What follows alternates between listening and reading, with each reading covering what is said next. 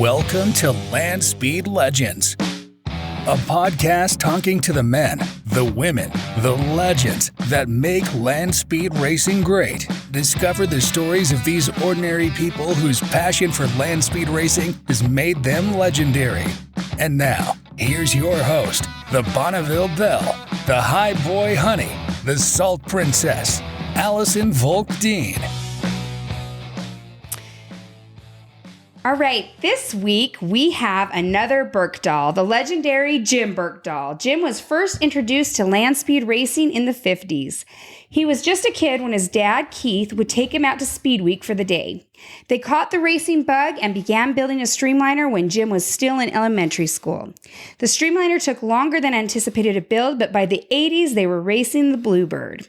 They eventually retired the car, but Jim was not finished and he built another streamliner named Pink Thunder. Unfortunately, that car crashed in 2003 while his son Bo was driving it. Although Bo survived the crash, it would be 19 years before they built another streamliner, which is the one they currently race. In between building streamliners, Jim served as USFRA president for over 10 years. Hang on, this is going to be as incredible as a thunderstorm on the salt. Welcome to Land Speed Legends, Jim. Thank you for being here. You're welcome, Allison. Thank you. Yes, it's my pleasure. I'm so glad you could do it. Okay, well, I can't believe that you have been going out to the salt since the 50s. I didn't know that, so that was kind of cool to learn about. Yeah, 1957. That was like the golden age. Yeah. So, tell me about that. Well, I was 4 years old. Uh-huh. And you really don't pick up on a lot at that age. Yeah. Other than how bright it was. That's right. And I do remember how hard the salt was when I was a little. I had a spoon or something. I was trying to dig a hole in it. Yeah. Just couldn't hardly dig it. My kids can dig through it with a spoon now. Yeah, I'm sure they can, yeah. So, yeah. And so you were going out there just on, like during Speed Week on the weekends? Yeah. So how long did you guys do that for? We went every year. Every year? Pretty much, yeah. Cool. So then you guys kind of caught was there any favorite car that you had out there that you remember before you? Well, I saw the Summers brothers run the Polywog over 300, and that kind of set the whole thing in motion. That was pretty cool. Yeah. You're like, okay, I think I want to do this. Well, that's cool.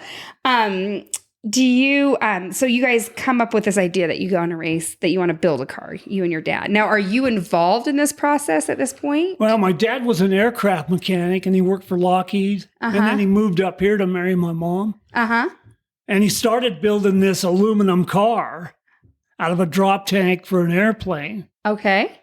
And it got about 60% done. And buying houses and my sister and school and all that got in the way. And his career. And so the car sat in the back of my dad's garage, unfinished for 30 years. And when I finally got old enough and financially stable enough to help finish it, we got it out and got it going and campaigned it. And we had a lot of fun. It exceeded my dad's design specs. So cool. My dad was really pleased with it. So your dad got to see it finished. Yes, and he drove it too. Cool. Yeah. That's so cool. And why'd you guys name it the Bluebird? Just because of the color? Yeah, pretty much. I like it. No special meaning, just the color. I like that though. I like that you guys name your cars. I think that's really neat. Yeah. So the Bluebird, so you're racing that. Did you race that? I did. Okay. I drove it. All right. And did you set any records in it? We did. We set a record every day at Speed Week. Every day? Every day. And this is back when you had to qualify, and then the next day you had to set the two-way average. Crazy. And the car was running way beyond its design limits. And Friday, we ran about 188 next to the last day. And we decided we'd stuck our necks out far enough and packed it up and went home. And Dan Warner, who then was the engine tech, said he's glad that we packed it in and didn't take the chance of running faster. Yeah. The car didn't have a full roll cage, so. Oh, okay.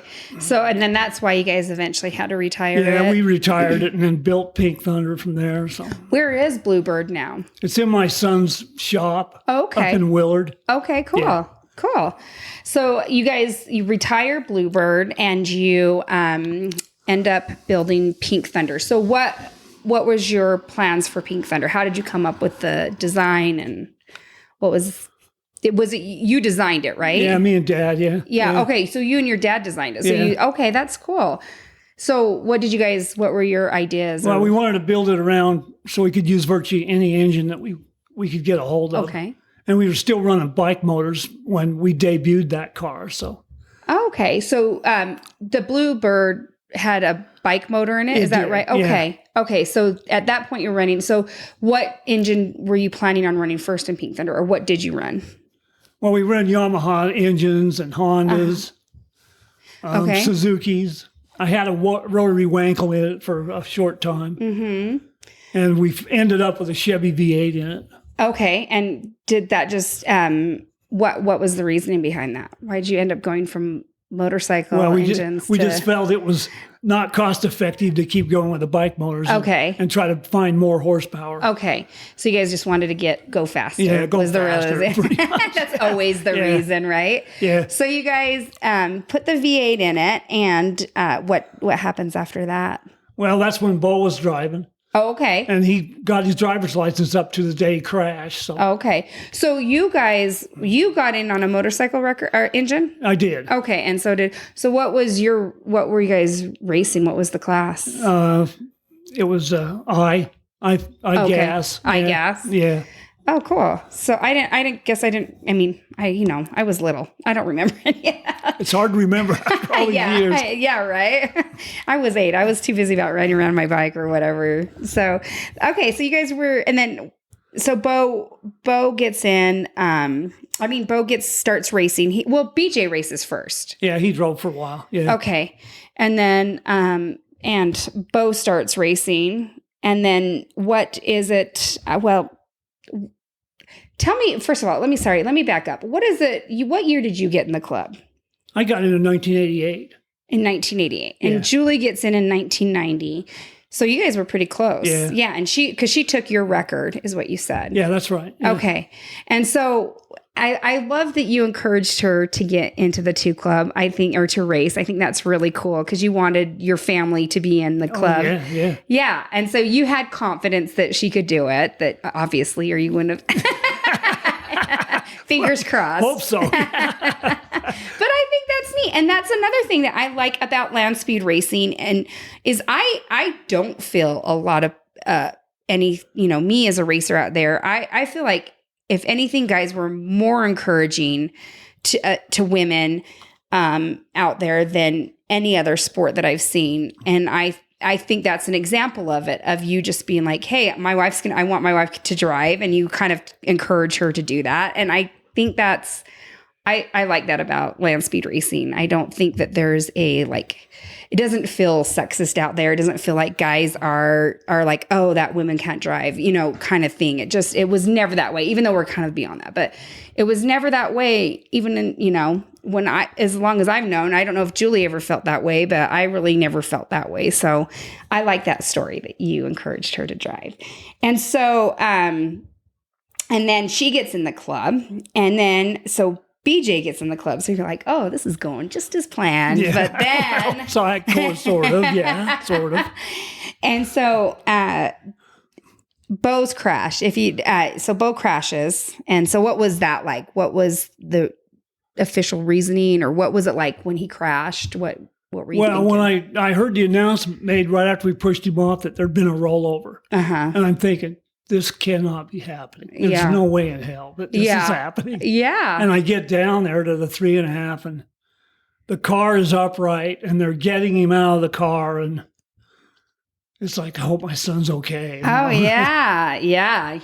Yeah. That's it would be crazy. It's again, if you didn't listen to Julie's podcast, it is, if you just Google Bo Burkdoll crash, it is incredible. I don't know. Have you guys counted how many times he rolled over? No.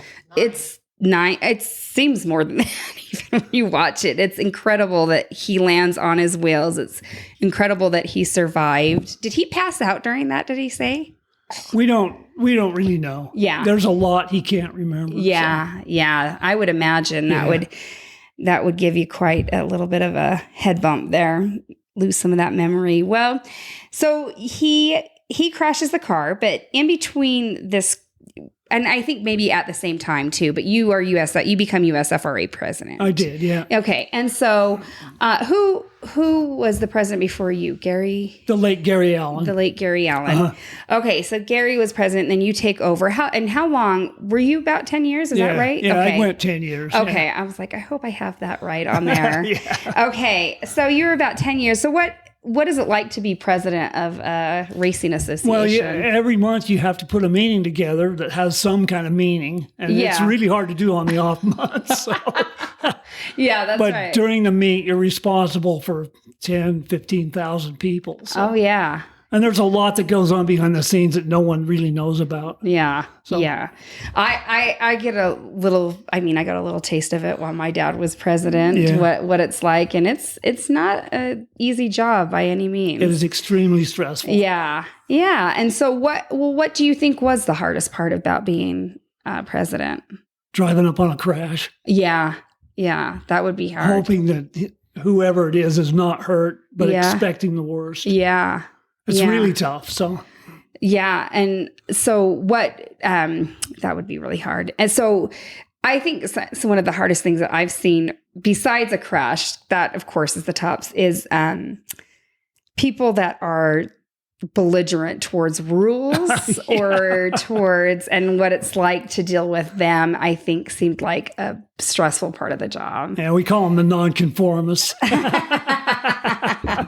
I like it. So you got to kick them off a lot of the times. It seemed like a hard job. You had to be the bad guy a lot. Yeah, sometimes you have to be. Yeah. Well, what did you like best about being president? There's no real top notch. It was all good pretty much. Yeah, it was all good. Yeah. It was, you did a good job while you were president. The races were great. I feel like you were president at a time that racing was really starting to grow too. The salt flats racing, I think the world's fastest Indian came out around that time. And so it was really, really exploding. So yeah, there was a lot of newcomers to our racing organizations and our events. And yep. You have to be a people person to deal with all these people. You do. You have to be, you have to know how to handle different types of personalities and stuff. So that was a hard part, watching my dad do that. Well, so while you're president, are you, you're not racing, you're building the streamliner. Is that correct? Yeah. Am I right? I wasn't running a car at that time. Okay. Oh, sorry. Jeez. Okay. Sorry. I have alarms going off that I thought I turned off. Okay, so you were racing. You weren't racing, but you were building the streamliner. Yeah, I felt it would be too hard to try to run the meet and run a car too. So yeah. So yeah, I think that would be. I mean, it would be a lot. So what? This new car that you've built, the streamliner. What is the class? C Fuel. C Fuel. Yeah. Just streamliner. Yeah. Just flat out streamliner. Mm-hmm. So what? How did the design process go in that? Well, it all started with the shape of an egg. Okay. It stood on its large radius, and okay, that was looking straight on at it. And then we tried to get a tapered tail. We didn't want a blunt tail or a blunt nose, and we were shooting for a really low coefficient of drag, and we did achieve that. We proved that in the wind tunnel. So okay, cool. And so, what kind of design? What did you learn from the crash that you kind of did different in this streamliner versus your other stream? I mean, it's a very different looking streamliner. Yeah. Well, the old car, the old Pink Thunder, it had flat sides. And the new car has no flat sections in it anywhere. Yeah. Other than the windshield. Yeah. So did you learn anything from the crash? Like in terms of? We did. We think the Pink Thunder got sideways in the track. And slid sideways, and then an air wall built up next to it. And then the car tried to jump over that air wall. Okay. So we wanted to eliminate that problem. Yeah. So we went to a rounded shape. Okay. And it was far more efficient. So. Okay. Great. And you have raced this new streamliner. How did it? You've raced it, right? I've saw a pitch. Yeah. So how did it go? For a new car, it went okay. Okay. Yeah. Yeah, it did everything I wanted it to do. Nothing you're going to change? There's a couple things we've changed already. So okay. Yeah. Nothing serious. Nothing serious. No. Well, and then what do you expect this car to run? What is the record? Well, the current record's 335. Oh, I didn't realize it was that. And I want to move that record 100 miles an hour faster. Wow. So you're trying to go 435 is my goal. Wow. That's awesome. I didn't know that. That's cool to hear. Okay. So how long do you think it's going to take you to do that? I don't know. I don't know. It's hard to say. Yeah. Because have you made a full run on this new car? No. Which we have to discuss what the name of the new car is. Well, right now it's No Name. maybe that's the name, the No Name. The family wants to go with Pink Thunder too. Okay. I'm kind of partial to Speed Brake, but Speed Brake. Right now it's No Name. So that's all right. Sometimes the newborns aren't named right away. It can go for a little bit before you have to name it. No Brake. How come No Brake? Just no brake? Go fast? Just Speed Brake, that's all. Oh, was it Speed Brake or No Brake? Oh, Speed Brake. Yeah. Oh, my bad. Speed Brake. Okay. So, okay. Well, we'll see who wins out on this. Family or Jim? Another family battle. Jim's like, I know how this is going to turn out. It's going to be Pink Thunder too. But, that's really cool. I did not know that you were trying to go 400. So you said that Timmy's going to race it. Is that correct? Yeah. So you're just trying to get him to get warmed up to go to the 300 or we'd like to get a 300 mile an hour record with Tim in it. Okay. And who's going to try to go for the 400? I'd like to make that myself. So. Nice. Okay. That's cool. Wow. That's really crazy. 400 seems, Julie's over here shaking her head like, I don't know. Julie's probably freaking out behind me. Julie's like, I haven't heard this yet. 400? When I do this. Oh, dang. Well, that is a fast record. And a black hat would be very cool. It would look good on you, Jim. It would look really good. So, why don't you tell me a little bit more about your electric car that you raced? I know that in between that, you kind of raced an electric car. Yeah, I did. BYU approached me about driving their electric-powered streamliner. And this was a bunch of years ago before electric cars of today have come into being. Uh-huh. So they had to build everything. They had to build their own battery pack and motor and all that. Mm-hmm. And the car, it was powerful enough. It just wasn't stable. It got up to about 70 miles an hour on the first run, and it started to fishtail and completely uncontrollable. And they took it back to Salt Lake and did some major changes to it. What year was that? Boy, I can't even, I don't know. Mid-2000s maybe? Yeah, somewhere in there. We can look it up. And so they had to take it back to Salt Lake because really when I try to Google you, this is really what comes up the most is you racing this BYU electric streamliner. So they take it back to Salt Lake, and what did they do to it? Well, the car was front-wheel drive, and it had aluminum rear wheels. And they took them out and they put pneumatic tires in the rear. Uh-huh. And they brought it back, and it was still pretty much uncontrollable. We got it up to 180, and it flipped upside down. And it slid for a quarter of a mile upside down. Oh, I didn't. Yeah. I don't know why I don't remember. I guess I do remember this now that we're talking about it. So it flipped and slid. Wow. What was that like? I just said my prayers and hope nothing happens to me.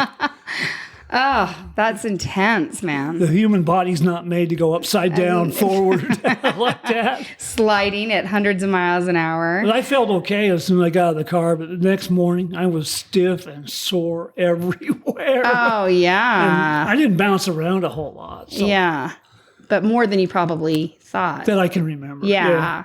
If you were all stiff and sore. So then what is that? Was that the end of the electric streamliner? No, they reworked the body and put a tail fin on it and improved stability.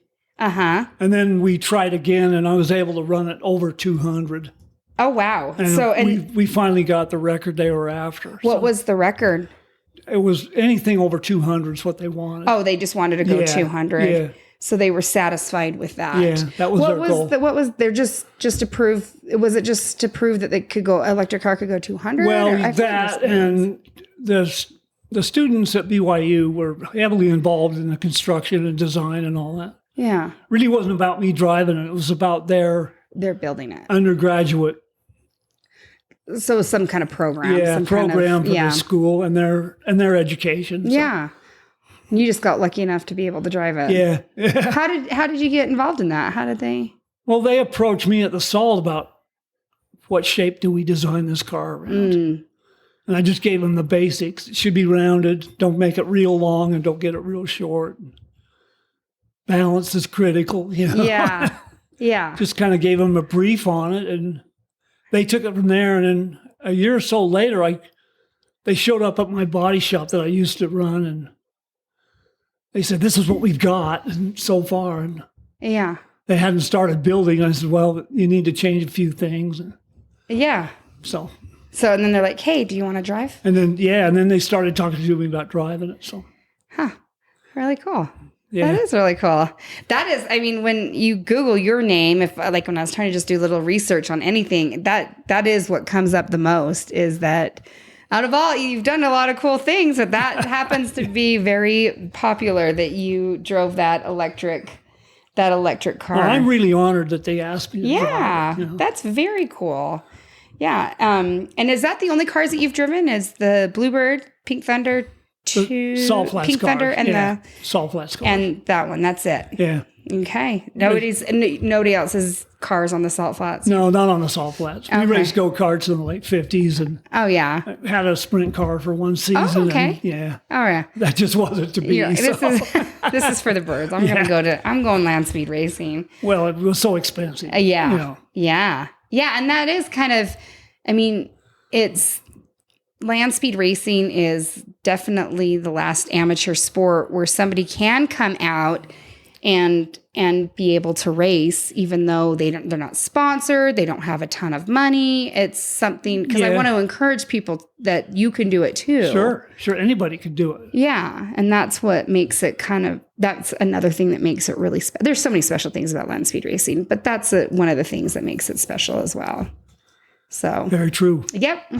Well, is there anything else that you wanted to add? Did I miss anything? No, I think we covered it pretty much. Okay. All right. Well, we can always have you back for more stories. Sure. I'm sure you got a lot of them. Yeah. Trying to just get the basics of everybody for right now. But, well, as always, remember to go to SaveTheSalt.org. They need your help more than ever. Donate money, buy a t-shirt. The end goal for Save the Salt is to get the 10-year pumping project started. Currently, there is an estimate of 206 million tons of salt byproduct on the south side of I-80. The plan is to pump 1 million tons of salt per year from the south side of I-80 to the north side of I-80 where the Salt Flats is. In order to get this accomplished, we need help from the state government, federal government, Save the Salt, and the mine. We are very disappointed in our federal government representative, Congressman Chris Stewart, who failed to put a $5 million requisite for the salt restoration project in the 2023 federal budget. Please politely let Chris Stewart and your congressman know you would like the money for the salt restoration project to be put in the 2024 budget. And if you enjoyed this episode, please like it, share it, and consider giving it a review and rating. Please go follow me on Instagram and Facebook pages under Land Speed Legends. Thanks again. Thanks for listening to Land Speed Legends. Make sure you subscribe so you don't miss any future episodes. In the meantime, keep up with the show on Facebook and Instagram under Land Speed Legends. Until next time.